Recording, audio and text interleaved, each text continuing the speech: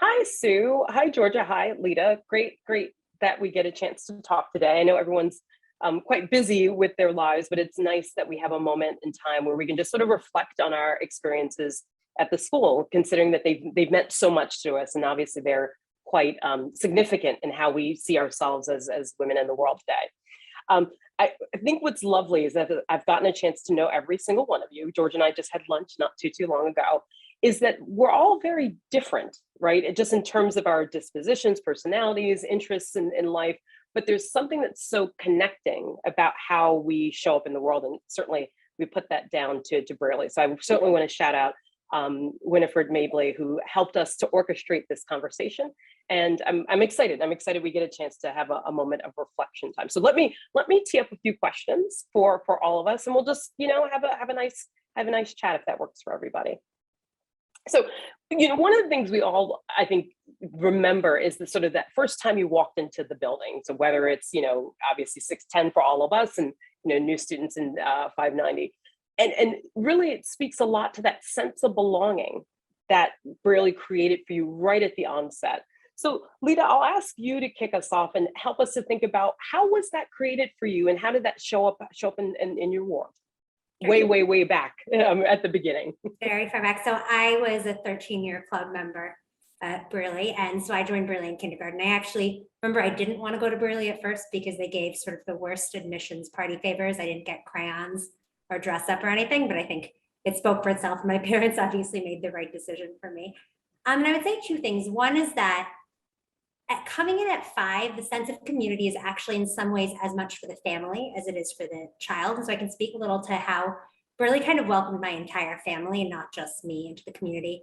And the other thing I'll sort of speak to is particularly, many years ago when I was starting at kindergarten, my parents had recently immigrated from India. It was sort of a different time in the world. And I think coming into Brearley as a more foreign member of New York was also an interesting experience.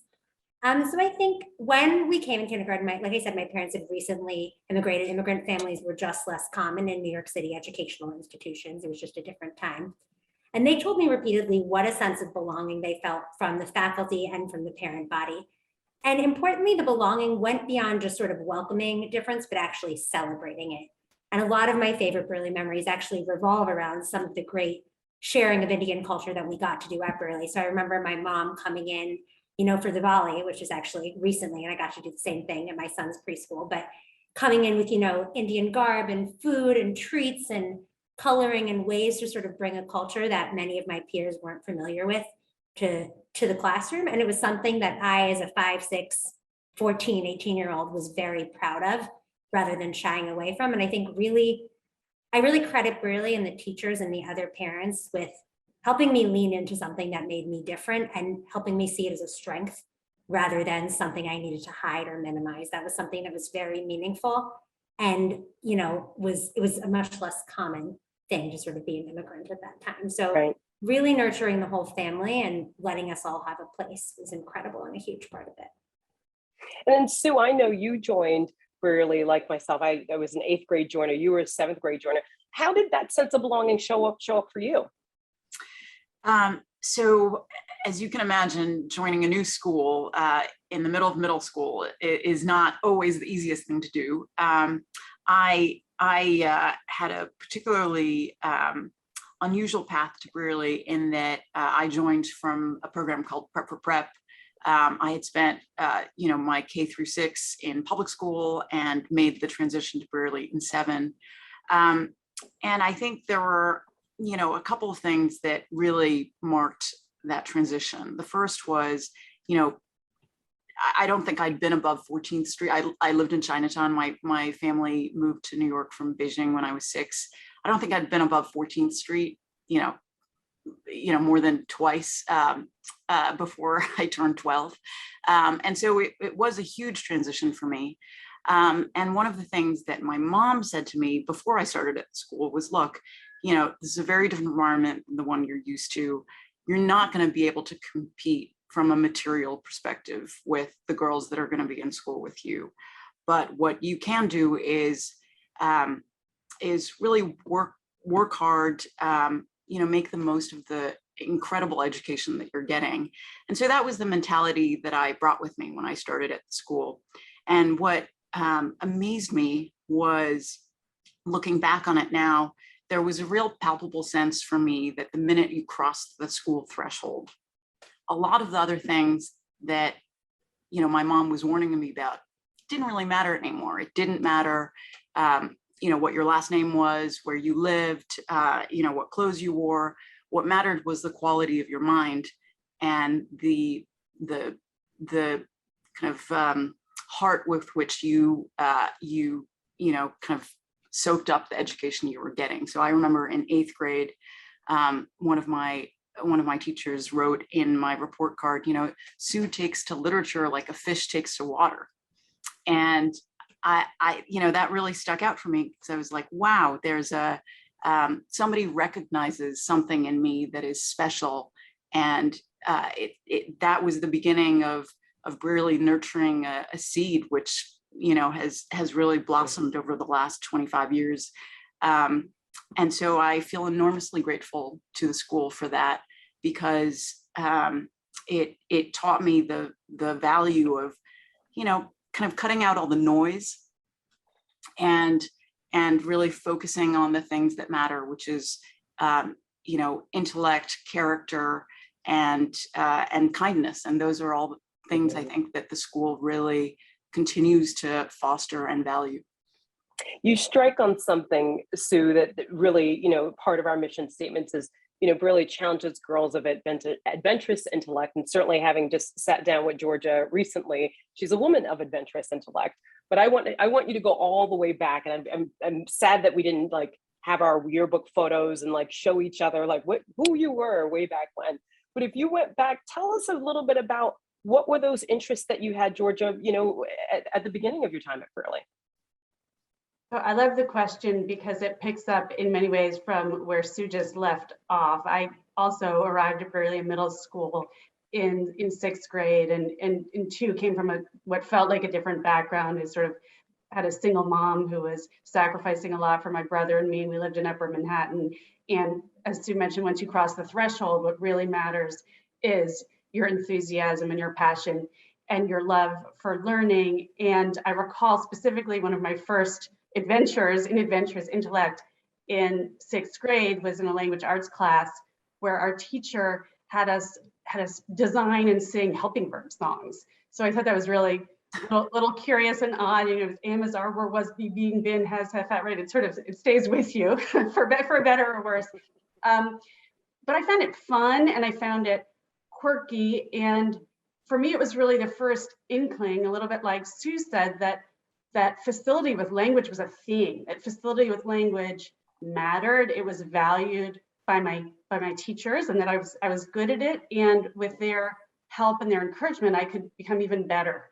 And I think that this kernel of support and the kind of marriage of these are our interests and this can be a passion, sort of, you know, something that stayed with me.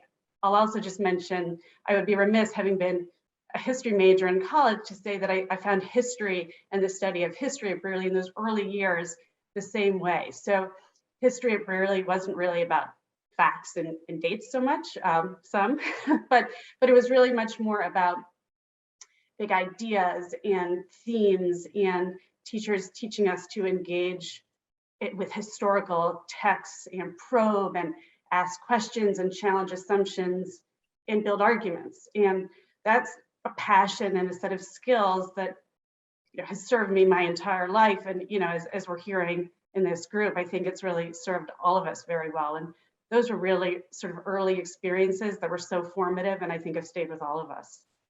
Absolutely. And so where do you see, and I'll ask you and Lita, where that sort of adventurous intellect shows up in your life today, right? So now, you know, a few years on from our early times, where do you sort of have those moments, or do you have those moments where you're like, oh, wow, I'm really, really thankful that I had that background, that sort of ability to think big ideas, that ability to kind of probe a little further, ability to challenge convention. Where does that show up for you today? Back in me? Or yeah, sure. Yeah, please. Look, I mean, you know, it's a good question because it's hard to think of where it doesn't show up. So, you know, professionally, I think I've had a number of different hats. I I've written some books and I teach, and clearly, there's sort of a linear trajectory from those early days of Brearley and those formative analytical skills to that work. But it also comes out much more in my practitioner roles. I've run some foundations and done a lot of work in policy, and there too, it's sort of how you take the thinking part and you translate it into action, and frankly, have the confidence to do that. And I would totally pick up the confidence piece as well, Georgia, because for me, to your original question, Amina, it's partially about instilling the love of subject matter. For me, that was math, where I was always, the kid that was obsessed with the counting bears in lower school and the geometry proofs and, calculus and all these like nerdy things with my big classes. But I think Brearley both sort of let me identify what I was good at and what I wanted to lean into, and created opportunities, but also gave me kind of the internal confidence to tackle tricky things, which is just as important as you sort of seek out new challenges. So very tactically, it was on the math side. When I wanted to try new things, it was teachers finding times for me after school. It was when I was a senior, finding an interschool, actually creating an interschool math class at Trinity for sort of a handful of us that wanted to learn things not in the curriculum, really seeking out opportunities, but also really nurturing the emotional side and giving me confidence from age 5 to 18 that I am able to handle things even when they feel kind of overwhelming. And I think, they talk about sort of the overachiever paradox or whatever, that when you sort of when people in their lives get a minor setback, sometimes if we're all achievement oriented, we get a little flustered. And I think Brearley does an incredible job at actually teaching you how to deal with feeling in over your head, which we all should if we're doing it right at some points in our life, if we're pushing ourselves. Brearley did an incredible job at meeting me where I was and helping me get the tools to solve problems. And it looks different at different ages. So, at age 12 or whatever, we mentioned middle school, that's me getting support from my homeroom teacher on how to navigate interpersonal dynamics in an academic classroom when that's what's overwhelming. Or, getting a bad grade on a history exam and walking through it with my history teacher, and just generally getting coaching on how to handle things that seem overwhelming and seem tough, whether they're social, whether they're academic, whether they're beyond that. And I think the teachers were very attuned to both nurturing my academic passions, but also seeing who I was as a whole person, noticing if I seemed off, if I seemed overwhelmed, if anything else was going on, and walking me through that, which was just as important. The combo of the nurture and the academic rigor was, I think, really what makes Brearley so unique and what has set me up very well as I move forward, as I go into fields that I'm not familiar with. Yeah, I think about myself, the power of the time that teachers took outside of the classroom to think about, well, wait, Amina is really good at writing, but maybe as my one teacher said to me, she goes, your brain operates faster than your pen, and I'm going to work on getting them to be the same, right? Which as a kid, you don't really understand what that means, but as an adult, we see that in others, right? So it's that sort of extra time, and I call it the emotional intelligence of the teachers is outstanding. But I'm curious to hear from you, certainly, Sue and Georgia, what makes the Brearley teacher special? Obviously, every one of us has sort of individual stories, but if you pan out, like what would you say makes for that sort of that perfect special Brearley teacher that makes them so differentiated and unique? It's a great question because there's no kind of one theme that runs through it. They're all so excellent in different ways, and I have to say, I having gone to college and grad school and law school after Brearley, the teachers I had at Brearley were bar none the very best teachers I had, and Brearley was the most formative and most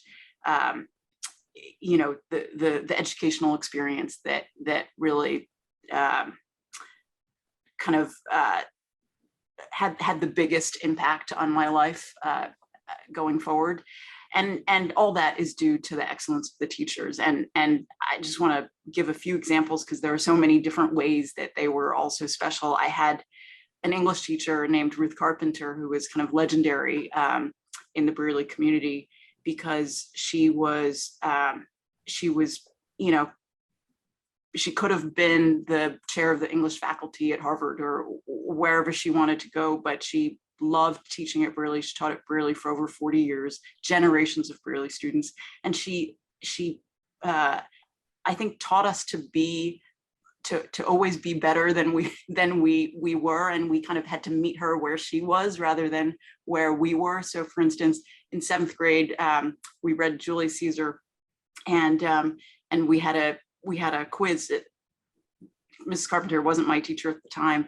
We had a quiz from a teacher where we had to fill in the blanks. Blank is blank's blank, not his blank. And we were complaining to Mrs. Carpenter because we all loved her. We said, "What kind of quiz is that?" And Mrs. Carpenter literally knew the entire Shakespeare canon by heart. She was like, "Oh, Portia is Brutus's wife, not his harlot." And we're like, "What?" Same thing happened to me in 8th grade. I had Mrs. Carpenter that year. We read Jane Eyre. I fell in love with it. And I, one day after class, I said to her, it's strange to me that me as a 13-year-old girl, like I really see myself in this character. And she was like, the amazing gift of literature is that you're going to return to this book at different stages of your life. When you're 13, when you're 30, when you're 45, when you're 60, and you will find something different about it each time you read it. And, I remember that comment to this day. The teachers were so wise. It wasn't, again, to something Georgia said, teaching you about facts and preparing you for college. It was really teaching you to be a scholar and a thinker, and to kind of draw from the wisdom of the authors you were reading to become a better person, and to be able to take your talent and do something good in the world. I think that's something that was really special about my teachers, and I have many other anecdotes, but I will let Georgia and Amina talk. Georgia, your thoughts on what makes Brearley teachers so special? Sure. And again, very naturally picking up from where Sue left off, I referenced my 6th grade language arts teacher and this sort of goofy but fun but important helping verb song, because I think that was an illustration of making learning fun, instilling confidence. And this was Hayden White Rostow, but if we're naming names of sort of iconic Brearley teachers, but what I was going to say is I think mostly what that did was introduce me to what I really came to understand is the compact between students and teachers, meaning if you give it your all, they in turn will give you their all. And that's something that I didn't fully intuit at the time, but I've come to appreciate more and more over time. So I'll give one other example just because I think it speaks to something quite distinctive of Brearley, which is this cross-divisional teaching. And for me, that's become even sort of cross-divisional and intergenerational teaching. So I had a history teacher when I first came to Brearley in 6th grade who really, introduced me to the basics, close reading, writing, analytical thinking. And that was in 6th grade. And then when I entered her classroom in 10th grade for American history, she knew me, she saw how I had matured and grown and developed as a student, but she could still push me, and in fact, especially push me, and as Sue says, my quality of thinking and my skills. And I will say, I don't think, although I absorbed everything she had to give me then, I didn't fully appreciate how much time and care and attention she was giving me until my daughter walked into her classroom for her 10th grade history, and then had her again for the history of China and Japan. And I really came to appreciate as an adult the quality and the level of commitment that these teachers have inside the classroom, outside of the classroom. Really, for many of us, these are lifelong teachers, and if we're lucky, which many of us are, lifelong friends. Reflecting, just as you were speaking, Georgia, about we sort of all had the opportunity to have a few sort of mini lessons from today's teachers. And there was one in particular around sort of American history and sort of how it's being taught at the school now. And I learned a bunch, and that really said something to me about that. Yeah, sure. Obviously there's sort of the day-to-day facts, the facts and figures, as you say before, but that even, of course we all have our own favorites from our years, but that today's teachers still have this sense of, I think this sense of inclusion, but also this sense of rigor, and also this sense of like, it's really challenging girls of adventurous intellect. And so it was really incredible to see that today. And certainly, and it sort of mirrors takes me right back to 1989, Gosh, that was a long time ago, but takes me right back to, history class at 89 kind of thing as well. Let me ask you, and Sue, I want to ask you a question, because obviously, yeah, look, not just Sue, all of us in truth have enjoyed, a good amount of professional success in our careers, right? And so you would hope that in part that, obviously that the road has been easy all the way on up, but the reality is that's not true. And the reality is that as we are adults in the world, that, we have sort of bumps, there are obstacles, there are points that you're discouraged. How would you characterize the role of the sort of all female education and helping you get through those moments? So let me answer that with a little story that has stuck with me to this day. I remember at my graduation, the head of school at the time gave a last day talk, and in it she said, some people criticize all girls education and Brearley included for sheltering girls from the world, for being insulated from the outside world. And she said, if by sheltered, that means that we provide girls a safe place to take risks and to fail and to discover their passions, then we are a sheltered place, and we're proud of that. And I think that's really true. Going back to what we were saying earlier about confidence, being a quality that really nurtured. It's because it was a safe place in which you could fail. That confidence, doesn't come from kind of people telling you how great you are, but really, trying things out, trying different ideas out, trying out different passions, and discovering the one that you're really that you really care about and that makes you tick. I think that's what Brearley was for me. Lita, I think you said it best earlier in terms of the combination of academic rigor and nurturing of the student. That is I think a combination that Brearley does so well. In terms of how that's impacted my professional life, it's interesting because I'm a woman in a male-dominated profession. I'm an M&A lawyer, and one of the things that we talk about is why there are no more, there should be more women in my industry, and they're not. And even when you get to be at the table, people still feel a lot of things like imposter syndrome and an unwillingness to speak in front of a large room. And I really credit Brearley for giving me the confidence to feel like I very much belong at the table when I'm there, and that I have something to contribute because of the work that I've put in, that is actually incredibly valuable. And I think that serves you well in 8th grade. It serves you well, when you're 40. So I really credit the school for that. Lita, it looks like any thoughts around sort of the power of the all-female education and the impact that it's had on your life?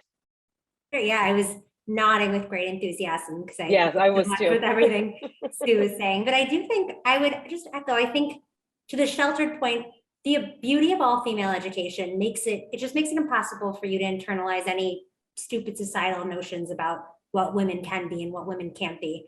And I actually, maybe this was sheltered of me, but I was shocked later in my life when I heard some clearly sexist person make a comment about women being bad at math, which was just not even a concept that I'd encountered. It wasn't something that I had to steel myself to kind of push against in all of my love of math. It just didn't even cross my mind that would be a notion that someone in the world could hold, because it was just so obviously untrue and beyond the realm of possibility.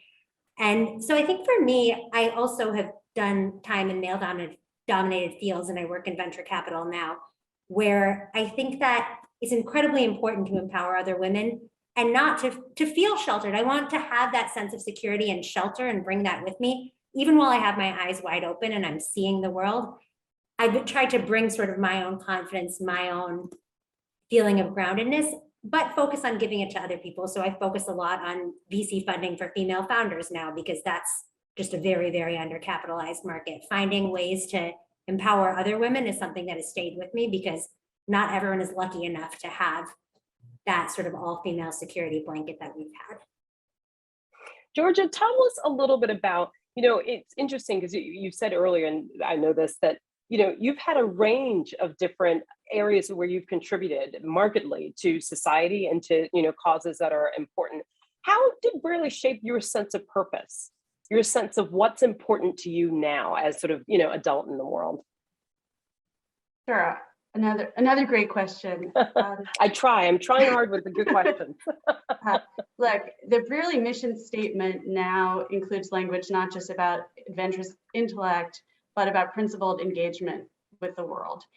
And that's really just fancy language for saying that we're all part of something bigger than ourselves, and that we have the responsibility to put our Brearley education, the gift and the privilege of our Brearley education, to good use, whatever that means. And I for a lot of us, that directive also clearly comes from home, but when it's home paired with that directive from school, it's a very sort of powerful duo. And I think some of that in some ways comes while you're at the school. A lot of it, I think, for me, involved seeing alums doing really inspiring work in the world. And I'll give one quick example. In 2001, which carbon dates myself, but in 2001, I was on a McKinsey team that helped set up the September 11th Fund, which was one of the charities charged with rebuilding Lower Manhattan and most of the city after the September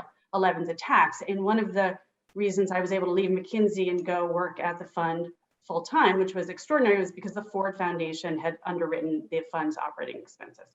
So about a year into this work, I thought, now it's time to go visit the Ford Foundation president, pay her a visit, in part because she was a luminary in my field and sort of larger than life, and in part because she was a fellow Brearley alumna. This was Susan Beresford. And I kind of thought maybe she'll take a meeting. And she did. She was terrific. She invited me into her office, and she spent a lot of time sort of giving me advice about the rebuilding efforts. Then she could also see at the time I was visibly pregnant with my first child, and she sort of weighed in a little bit on some of the challenges I might face as a working mother. But perhaps the most generous thing she said to me was, keep in touch.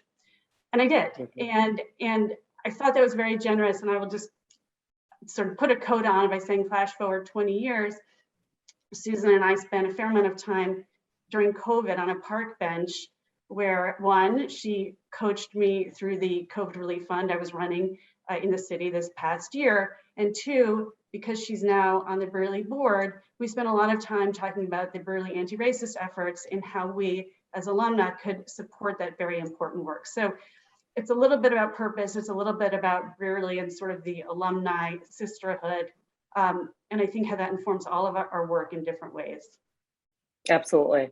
It strikes me. I remember once, every year at the time, we would go on these little class trips or just sort of class events. And we had one where we went to a shelter. And I remember we made peanut butter and jelly sandwiches. And something about the connection to people, the principled engagement in the world, the connection to others, and the extension of ourselves to others has literally stayed with me throughout my entire life, including now. I'm a trustee at my church, and I lead our shelter, our homeless shelter practice. And it's sort of that kernel from there absolutely drove my sense of connection to community to even today, which is a really nice thing to feel. I had two other last things I wanted to know about. So outside of the academics, right, outside of the rigor, right, we always hear about that, tell me about other interests you had. So, sports, were you sports people? Were you into the arts? What other things sort of filled your, created that whole self? And I'll ask Sue. I'll ask all of you, but I'll ask Sue to start. So I am a little embarrassed to answer this question because I was probably the least sporty person in my class, and did PE the entire way through. So if you did a team sport at Brearley, you didn't have to do PE, and I was one of like a stalwart 3 people in my class. Yeah, there were always 3 people. There were always 3 people who That did was gym. me. That's right. That's You right. know, trying up to the gym and That's doing my right, that's treadmill, right. you know, so sports was not my thing. I loved art. I was a musician. I played piano, and you know, there were other people in my class who channeled their passions to sports or to drama. You know, it was kind of going back to my answer to one of your earlier questions. Really found something special in all of us and allowed us to not only nurture it, but also it nurtured it for us. And so, you know, one of my best friends discovered her love for drama at Brearley, and now she's, you know, the executive producer of a TV show. And so that's continued with her, Right. her entire life. One of my best friends at Brearley was a math whiz, which I was not, and now she's the CFO of a company that she just took public last year. It just, you know, these are just 2 small examples of how I think Brearley identifies these passions that people have, and whether it's inside the classroom or outside the classroom, and allows you to grow that passion, and also, you know, gives you the outlets for it. So, you know, the art program is absolutely amazing. You know, you walk through the school doors and you see, you know, the art on the walls, and you literally don't believe that, you know, it's middle schoolers and upper schoolers and sometimes lower schoolers creating these incredible works of art. So I just, you know, in terms of creating the whole child that Lita was talking about earlier, you know, what I want to emphasize is Brearley is known for its incredible rigor and academic program, but the excellence of the education is not just inside the classroom. It's allowing the girls to really flex their muscles in all ways: community service, arts, drama, sports, and, you know, and also making it okay for people who you know aren't good at some things to feel like they've got their own avenue and their own kind of special talent. So I'm definitely an example of that. Lita, what about you? What were you outside of the academics? Were you artistic? Were you into sports? Yeah, so I think actually part of it, I was also, you know, questionably athletic, but I did play some sports and I played them fully mediocrely. And I actually think that was okay too. Like I was very into theater. I loved that. That was kind of my outside of the classroom spark. But I played some sports too. I was like fully average at all of them, you know, not the person who was starting, not the person who was winning any trophies. And that was great. And that was fun. And I enjoyed it. And sometimes, like, part of the Brearley thing is, like, you don't need to be the best person at everything. Sometimes you just get to do things that are fun and be part of the Brearley community, and your teachers will show up and they'll watch you, and maybe you'll be sitting on a bench for like a good portion of that, and they'll watch you like enthusiastically sitting on the bench, and you'll have a great time. And I think that's part of it. I think part of what Brearley teaches you is like, everybody has their spikes, nurture those spikes, go all in on those spikes, but also just like, not everything has to be done for the sole pursuit of being good at it. Things can just be fun and things can be enjoyable, and you can do things like play a sport that you probably will not play again, you will not excel at, you will not, like I said, I literally don't think I ever even got like a participation award for any of my sports stuff. I think maybe I got most improved once, but you can just still do it and you can still enjoy yourself, and everyone will be there to cheer for you and make you feel as valuable as the MVP. And that was a great part of it as well. So like, you can have your thing you excel at. Like, I could be psyched to be on the main stage, but I could also be psyched to be a bench warmer and just like be cheering on my teammates and having fun. And that was part of it too. Okay, so Georgia, were you our sports person? Because ultimately, I was full disclosure, I was on the track team. I did hurdles and I did shot put. I was all about the field events, all about my little. So Georgia, I'm gonna guess maybe not. Like, you don't look like a child. So I was. So sports actually very much defined my life, but I will say, and it's not very interesting now, especially as I get older and I have kids who play sports, but I played an individual sport. So I spent a lot of time after Brearley every day. I hopped in the subway, went up to the Bronx, there was a tennis center up there. I did my thing as an individual sport. You know, I loved it. It consumed a lot of my time and my and my passion. And Brearley created, you know, enough space for me to do that and was supportive. It wasn't, I mean, I played tennis for Brearley, but it was primarily outside of school. But what I would say is it was delightful for me to come back to the school as a parent with two daughters who are soccer enthusiasts, and they both play, you know, they've been playing soccer forever. They play club soccer outside of school, but they've had an incredible experience playing soccer for Brearley. And I will just say that some of that is because the quality and the caliber of the soccer actually, you know, has gotten quite good over the last few years. But it has just been such a joy for me to see how joyous of an experience this has been for them, the team dynamic and the nature of it, and how much fun and fulfillment it brings them is delightful and Right. very fulfilling. And I would just say, secondly, it's not just about their team. So they will go and watch the volleyball team and the field hockey team. And then they will also go, they say, no, tonight, you know, it's we're going as a team to see all of our friends in a play. They sort of, they go in this cohort, and the sense of mutual support that they have for each other on this team, the other teams, the sort of other people pursuing other activities, is really inspiring. And I think really, especially during COVID in some ways, it's been this incredible outlet, but it's really complemented all of their classroom work. So I have one last question for all of us, which is, if you had to sum this all up in a sentence, could be adjectives, could be a few words, what did the Brearley experience mean to you? I'm going to start with Sue. You know, I was actually thinking about this when Georgia was speaking, and I was actually thinking there's one thing I didn't say that I should have said, and I think that's my sentence, which is Brearley has taught me that there's nothing I can't do if I put my mind to it, and I think that is a incredible gift from the school, because, you know, what does that mean? It means that you know, it goes back to the confidence point that we were all talking about earlier. But that confidence as a woman is just incredible, because it opens all the doors in the world to you, because you never think there's something you can't do because you're not good enough or not smart enough or you know, don't have the skills or the experience for.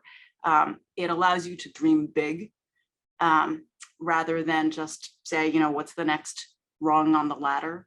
And you know, I see that in my third grader now at Brearley. You know, she every day she tells me I'm going to be a marine biologist or an astronaut or anything. She can dream big because she's, the gift of her education is going to be, you know, by the time she graduates from Brearley, just as the school did for me, to say, you know what, if I put my mind to it, if I put in the work, if I put in the time and the practice and the energy and the critical thinking, I can really do anything. And I think that spared me a lot of the self-doubt and insecurity and you know, kind of confidence issues that hold some of us back. Lita, what's your adjective, your one sentence, your... I would say, echoing all these things, but I would say for me, it's very like lifelong friendship is a really big piece of it. And just the power of the community. The specific example is like at my wedding, the photographer literally had to get one of those wide angle lenses when we did the like Brearley dance floor photo, because there was just so many Brearley girls and actually 4 Brearley teachers in like full Indian regalia showing up at my wedding, which was just so meaningful and so memorable. It's the whole notion of like, I think Georgia mentioned, you know, if you're lucky, your teachers go from your teachers to your mentors to your friends, and your friends at Brearley are lifelong. And, you know, I think the amount of times my husband has had to hear the like Beaver One, Beaver All cheer that we do whenever my Brearley friends come over, I think he is incredibly sick of it. But it just like Brearley friends are here all the time. They're part of my kids' life. They're part of my life every day. And it's just something that stays with me all the time. Just the friendship and the community and the people that really, really knew you at a formative time in your life and are just there for you to help you through anything you need, or to just, you know, relax and have a glass of wine with. I think it's been a very meaningful part of my life in every way. Georgia? It's a little hard to top what's just been said. Yeah. Like Brearley is a very special place for girls who want to give it their all. And that can mean Absolutely. a whole lot. I was going to say, I had words. I didn't have a, a well thought out sentence. I had rigor, I had empathy, I had structure, and I had freedom as my words of like what it all has sort of meant to me. So look, I wanted to thank each one of you. I'm sure we will all see each other very soon. I'm actually positive of that.